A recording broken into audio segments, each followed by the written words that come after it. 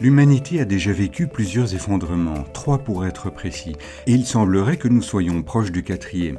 Alors voyons ce que la science actuelle peut nous dire de raisonnable à ce sujet. Dans une interview publiée en 2010 dans le journal The Australian, le professeur émérite de microbiologie à l'Université nationale australienne Frank Fenner prédisait la disparition de l'humanité dans les 100 prochaines années.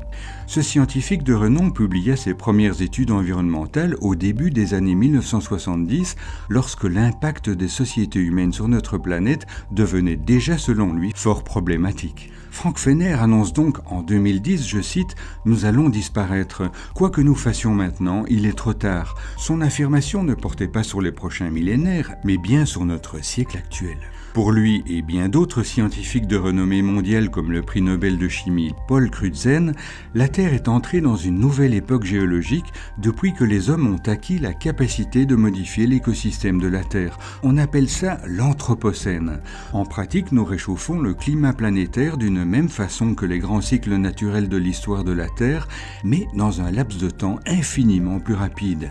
Éric Lambin, membre de l'Académie des sciences des États-Unis, fait remarquer que cette augmentation de la température nous amène vers une extinction massive de la biodiversité, la 6e, de manière encore plus rapide que celle qui a conduit à l'extinction subite des dinosaures il y a environ 65 millions d'années.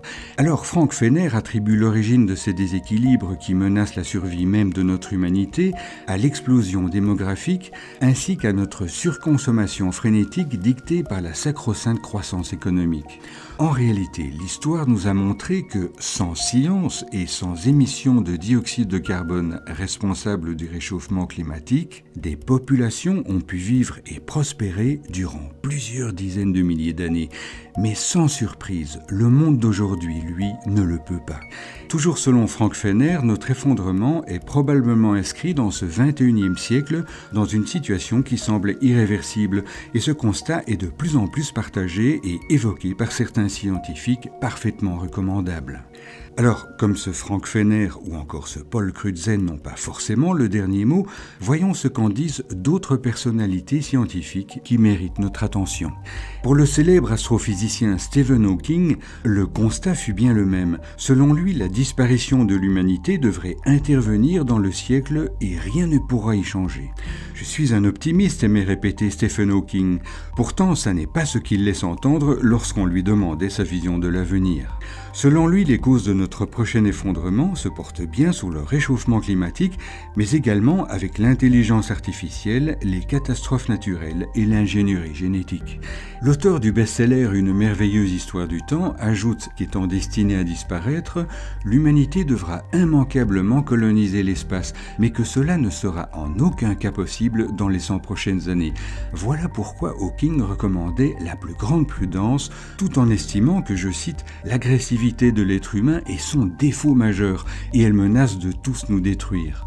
Une guerre nucléaire majeure signifierait la fin de la civilisation et peut-être la fin de l'espèce humaine. Penchons-nous à présent sur l'une des revues scientifiques les plus anciennes et les plus réputées au monde, l'hebdomadaire Nature.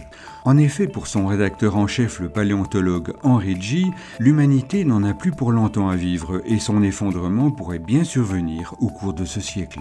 Dans un article publié dans Scientific American, Henry Gee nous dit lui aussi que nous sommes dans une phase de déclin inévitable et que même si des mesures drastiques et immédiates étaient prises, eh bien il serait probablement trop tard pour inverser la tendance dans laquelle nous sommes. Henry Gee ne manque pas de citer les différents problèmes qui pourraient prouver son pronostic, à savoir un manque de variation génétique, une baisse des taux de natalité, la pollution et le changement climatique. Mais selon lui, la menace la plus insidieuse pour l'humanité est ce que l'on appelle la dette d'extinction, à savoir le moment où la situation est telle que la dégradation complète d'un environnement, d'une société ou d'une civilisation est irréversible. Henry Gee ajoute que notre espèce est devenue trop dominante que pour continuer à exister de manière stable. Les problèmes urgents sont mis entre parenthèses chaque fois qu'un nouvel événement mondial arrive, comme l'épidémie de Covid-19 ou encore la guerre en Ukraine, alors que leur importance est déterminante pour tenter d'éviter notre effondrement. De toutes les manières, avec ou sans nous, la vie, elle, continuera de perdurer sur notre Terre, et c'est bien là le plus important. À bientôt, chers auditeurs.